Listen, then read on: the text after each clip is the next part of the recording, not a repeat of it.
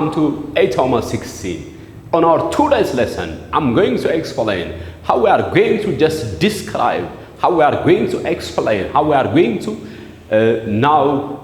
describe these quadratic problems in the form of this way. Is that so?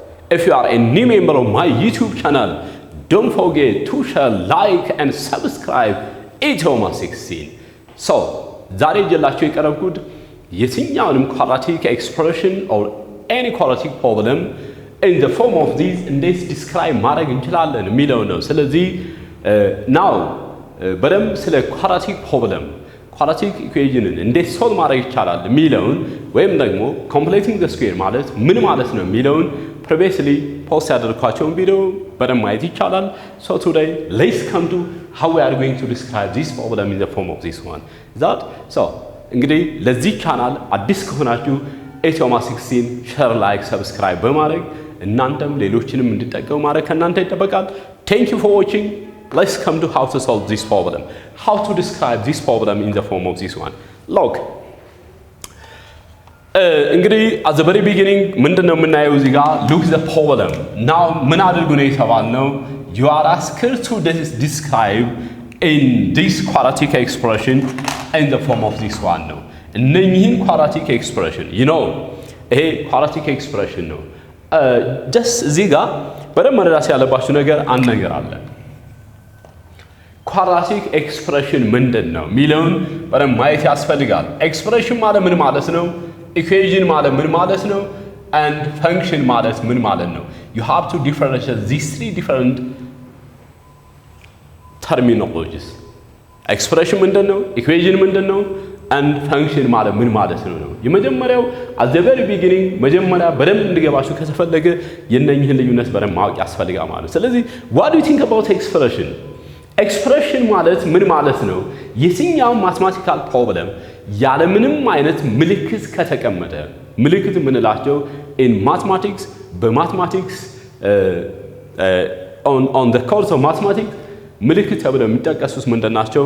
እኩል ይሆናል፣ equal እና እኩል ይሆናል፣ inequality ምልክቶችንም ያንሳል፣ ይበልጣል ወይም ደግሞ እኩል ይሆናል ማለት። ስለዚህ አንድ problem expression የሚያስብለው ምንድነው? እነኚህን ምልክቶች ካልያዘ we call that an expression ማለት። for example look this one. Now if the problem is given by ax plus b ቢሆን ለምሳሌ ይሄን ምን እንላለን? this is an expression አይደል? ይሄ expression ነው። ምን አይነት expression? that's another issue. ይሄ linear expression ብለን እንጠራዋለን። this is a linear expression ብለን እንጠራለን ማለት ነው። for example let us consider another problem 3x² ብንወስድ this is an expression ማለት ነው። ስለዚህ expression ማለት ምን ማለት ነው? basically without any sign, without equal or inequality sign ተጽፎ የምናገኘው any mathematical problem we call that is expression ማለት ነው። ስለዚህ these are expression. so እነኚህን በደንብ መረዳት ያስፈልጋል። now and hence in between two expression ለምሳሌ ይሄ ብቻውን አንድ expression ብላችሁ ሰዱት። ይሄኛው another expression ነው። በሁለቱ መካከል እኩል ይሆናል ምልክት ወይም ደግሞ ያንሳል ይበልጣል ስናስገባ we call that is equation ብለን እንጠራለን ማለት። equation ማለት in between two expression this is one expression and this another expression in between this if you just እኩል ይሆናል ምልክት insert ስናደርግ በመካከላቸው እኩል ይሆናል ምልክት ካለ we call this is an equation. so ይሄ ማለት ax plus b which is equal to 3x² ብለን ስንጽፍ አሁን ይሄ ምን ሆነ? equation ሆነ ማለት ነው። ስለዚህ equation ምንድነው የሚል ጥያቄ ከተነሳ don't worry about the kind of the problem it may have or you may have. ስለዚህ አንድ mathematical problem equation የሚያስብለው ምን ሲሆን ነው? in between two expression እኩል የሆነ ምልክት ካለ we call that an equation. this is the point. is that መጀመሪያ ኮንሰፕቱን በደንብ መረዳት ያስፈልጋል ማለት ነው። ስለዚህ ይሄ ኢኩዌሽን ብለን እንጠራለን። ኤክስፕሬሽን ማለት ደግሞ በዚህ መልኩ ወይ በዚህ መልኩ የሚሰጥ ከሆነ ነው። አሁን ይሄ አን ኤግዛምፕል ነው። የትኛውም ፕሮብለም የትኛውም ማትማቲካል ፕሮብለም በዚህ መልኩ ከተሰጠ we call that an expression. ኢኩዌሽን ማለት ደግሞ በዚህ መልኩ ነው። ስለዚህ this is what the concept about equation and expression. so when you come to the last case function ማለት ምን ማለት ነው? function ማለት ምን ማለት ነው? አሁን ይሄንን ያነሳውበት ምክንያቱ ምንድነው ካላችሁኝ we just the lesson ላይ the chapter ላይ እዚህ ቻፕተር ላይ ስለ ኳድራቲክ ስናነሳ ኳድራቲክ ኢኩዌሽን አለ፣ ኳድራቲክ ፈንክሽን አለ፣ ኳድራቲክ ኤክስፕሬሽን አለ። ስለዚህ እነኚህን በሙሉ ተች ስለሚያደርግ you have to differentiate what these terminologies in general mean. is that so that's the concept. ስለዚህ እዚህ ጋር ስናይ ፈንክሽን ማለት ደግሞ ምን ማለት ነው? f of x is equal to ወይ ይሄ ሊሆን ይችላል ወይ ይሄ ሊሆን ይችላል x plus b አድርገን ከጻፍን ወይም ደግሞ f of x that's going to be 3x squared እንደዚህ ምንጽፍ ከሆነ we call this is function ማለት ነው። ፈንክሽን ማለት ምን ማለት ነው? እንግዲህ የሆነ ማቴሪያል ይኖራል እዛ ውስጥ የሆነ ነገር ስናስገባ there is an output አይደለም? output አለ። ስለዚህ f የሚለው ይሄ እንደ ማሽን ቁጠሩት። ማሽን ውስጥ xን ስናስገባ there is an output። ይሄ output ምን ይባላል? 3x squared ይባላል። so now ይሄ ምን ሆነ? function ሆነ። ስለዚህ you have to differentiate what this in general mean. then now let's come to the main concept about this one. how we are going to describe this in the form of this one. ይሄንን quadratic expression በዚህ መልክ ለመጻፍ we have this different technique. is that አሁን እንግዲህ በደንብ ተመልከቱ። ይሄን in the form of this ለመጻፍ እንዴት አድርገን describe ማድረግ መቻል አለብን ነው። ስለዚህ we have two methods ሁለት ሜተድ አለን። ከሁለቱ ሜተድ ሁለቱን ሜተድ አሳያችኋለሁ ይሄ በዚህ መልክ እንደሚጻፍ። ስለዚህ ከናንተ የሚጠበቀው ምንድነው? ማስታወሻ ደብተር በደንብ አዘጋጅታችሁ በደንብ መከታተል በደንብ understand ለማድረግ መሞከር ነው። this is a very simple concept. is that so look how we do this one. so look የመጀመሪያ ስቴፓችን ምን ማድረግ ነው? rearrange ማድረግ ነው። how could we rearrange this one? minus 2x squared minus 8 plus 7 አድርገን መጀመሪያ እንጽፋለን። this is the first point. so according to their degree የቫሪያብሎችን ዲግሪ በማየት ትልቅ ዲግሪ ያለው መጀመሪያ እንጽፍና then with the order of the degree of this variable እንደዚህ እንጽፋለን ማለት ነው። ከዚህ በኋላ ምን እናደርጋለን? ይሄን እንውሰድ። አሁን እዚህ ጋር ስንወስድ ቫሪያብል ያለበትን ተርም ስንወስድ then take out the common ማይነሱን as common እናድርግና ማይነሱን common ሳወጣ እዚህ ጋር ማን ይቀረኛል?